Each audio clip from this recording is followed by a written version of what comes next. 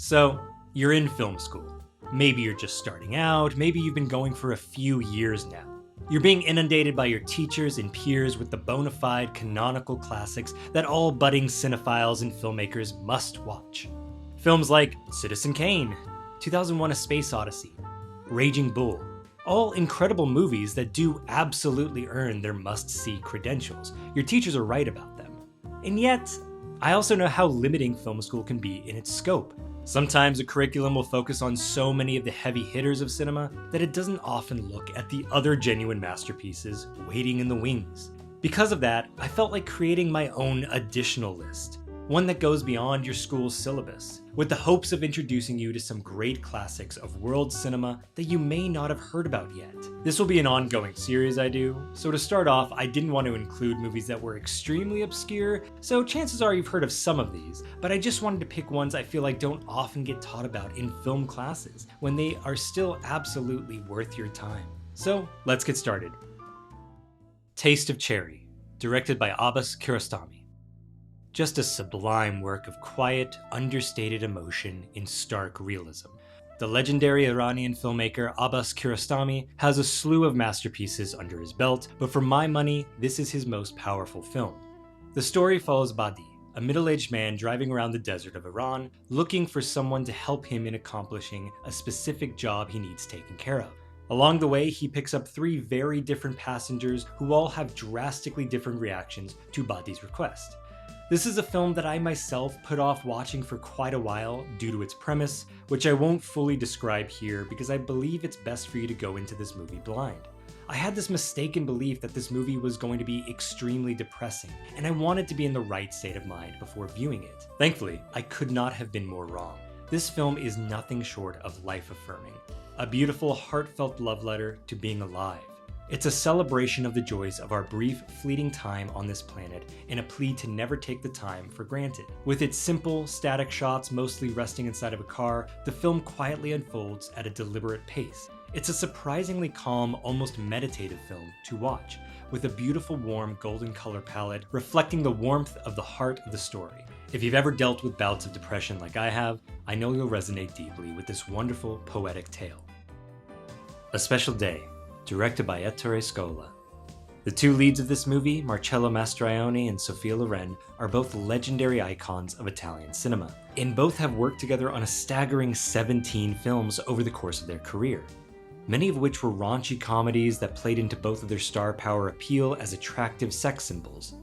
For my money, however, their greatest work together is 1977's A Special Day, a terrific drama that is simultaneously joyfully sweet, yet ultimately heartbreaking and tragic. Set in 1938 on the verge of Italy joining Germany in World War II, the story follows the blooming friendship of an overworked housewife and a persecuted former radio broadcaster. While everyone else in their cramped apartment complex has gone on to join in a fascist celebration revolving around Hitler's visit to Rome, these 2 outcasts spend a quiet day together alone. On the surface, these 2 have nothing in common, but as they spend the day together, they discover that, in a way, they relate to each other more than anyone else in their lives. Throughout the course of that one day, they both laugh, dance, and eventually break down their protective walls to reveal the tragic scars both of them hide to the public. The melancholic beauty of these 2 wounded souls finally finding someone they can connect with is the heart of the story. Subtextually, however, this film is a repudiation not just of fascism, but of conformity as a whole. Shot in a muted sepia color tone, the film offers only the briefest glimpse of color, depicting the world in which these characters live slowly devolving into the death that the impending war will cause. Featuring career-best performances by Mastroianni and Loren, as well as commanding direction by Scola, this is an unforgettable drama about personal loss and subjugation, and is truly one of the crowning jewels of Italian cinema. Celine and Julie Go Boating, directed by Jacques Rivette. Okay, now here's a weird one for you. A French surrealist fantasy comedy that clocks in at 3 hours and 12 minutes. But don't let that runtime scare you off, because this is one of the most original films you're likely to ever see. The story revolves around 2 women, the magician Celine and the librarian Julie, forming an unshakable friendship in Paris. These 2 are manic pixie dream girls long before that was even a term. But don't worry, this is anything but a traditional romantic film. Before long, these two wacky girls discover a mysterious house that somehow transports them into another place and time altogether. A magic time portal house, if you will, Doctor Who-esque, I don't know. While there, the two are forced to solve a murder mystery that occurred sometime in that household, because of course they are. Playfully eschewing editing and storytelling conventions, the film unfolds as a light-hearted fever dream filled with surrealist visuals. This movie is just plain fun, wildly inventive and surprising at every corner, refusing to play by any idea of what a normal story should be. I mean, you've got magic, you've got time travel, you've got a Knives Out-esque mystery to solve, all wrapped in a cheeky French comedy package. Boasting playful performances and gorgeously warm, colorful cinematography, this is simply a treat. A Separation, directed by Asghar Farhadi. Another powerful drama from Iran, Asghar Farhadi's masterpiece is a potent, emotionally taut, and intelligent family tragedy. The story follows a married couple in Tehran that are undergoing a separation and impending divorce. The rest of the film is the resulting fallout of that separation, and how the rippling effects crash into everyone else's lives within their wake. I mean, what an absolute punch to the gut this movie is, just brutal to watch. But I really don't want that to scare you away from watching it, because it is ultimately so rewarding. Farhadi's direction here is incredible, taking a story that very easily could have slipped into melodrama, and yet making it feel shockingly real. If you're a film student, you of course know the term cinema verite by now, yet truly this movie at times feels like a genuine documentary.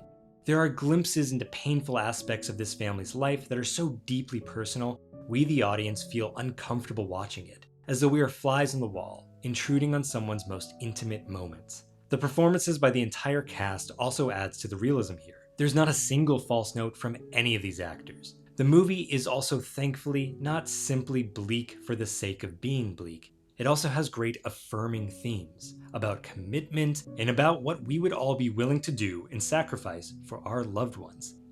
The destruction of this family and the emotional toll that cuts deep into these characters' very souls makes for a gripping, unforgettable drama.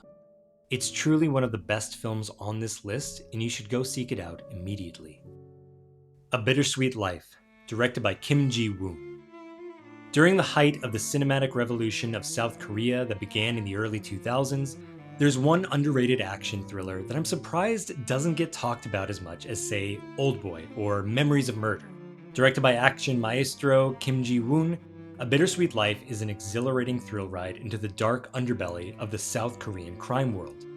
Like many of the best South Korean thrillers of this time, this is a movie that perfectly blends art house aesthetics and sensibilities with brutal, stylish action set pieces, resulting in that unique blend of high art meets pop art excitement that no other country seems to be able to do quite as well. The movie stars Lee Byung-hun as Sun-woo, a cold and efficient enforcer for a dangerous crime boss. One day, when Sun-woo surprisingly shows mercy to one of his intended victims, his crime boss turns on him, and soon makes him the hunted man. This is a brutal revenge tale that is as bloody as it is intelligent, and has a wonderful sense of heart at its core. There is an element of love and forgiveness in this story that states that even in our darkest of times, it's never too late to make the right choice, to follow down the righteous path. Oh, and did I mention that it absolutely kicks ass too? Lee Byung-hun is the perfect anti-hero. With his dashing good looks and cool as hell line delivery, my man is aura farming in every frame. It may seem like a classic case of the killer with the heart of gold, but I assure you that rarely has that trope been executed this well. The story twists and turns, keeping you on the edge of your seat.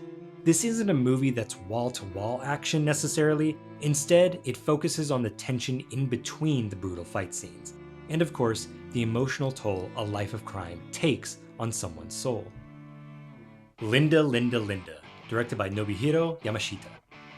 Another one that is just so absolutely fun and delightful. This is a Japanese coming-of-age story that is guaranteed to put a smile on the face of even the most stone-hearted of curmudgeons. The movie follows 3 high school girls who form a punk rock band for their school festival, and the band's recruitment of a Korean exchange student as their new lead singer just days before the event. And man, do these girls rock. This movie is sort of like School of Rock meets Persona if you've ever played those games, but that's also selling it short. It's a film all about music, about these teens who are just so in love with punk rock and the absolute joy of making music together as a band. None of these girls are born musical prodigies that are inherently gifted with musical talent. There isn't any subplot of like a music producer discovering them, none of them. These girls are talented, for sure, but in a believable way. They are still young, they're still learning. Some of their practice sessions are a little rough around the edges. But what they may lack in raw talent, they more than make up for in sheer passion for their music. The joy of this film is seeing the girls come together as a band, while also sidestepping a lot of the cliches you'd expect to find in a coming-of-age story. There's no villains to overcome, there's no melodramatic euphoria-like scenarios these teens must face. It remains grounded and offers a humanistic and real glimpse into their lives. With very understated direction by Yamashita, it feels like a slice of life out of a provincial Japanese high school with lovable characters in a killer soundtrack. Speaking of which, the song that the title of this film derives its name from will definitely be stuck in your head for weeks after. Worth it though. Only Angels Have Wings, directed by Howard Hawks. The only Hollywood film I have on this list is the exhilarating adventure classic from the great Howard Hawks. You may already know of 1939 being one of the greatest film years in Hollywood's history, and I believe this film is right up there with the best of them. It follows the story of Jeff Carter, played by Cary Grant of course, the head of a dangerous airmail service operation in South America, as he gets embroiled in a love triangle between Jean Arthur and Rita Hayworth no less, while also dealing with the life and death consequences of operating such a dangerous business. This film is a thrill ride from start to finish.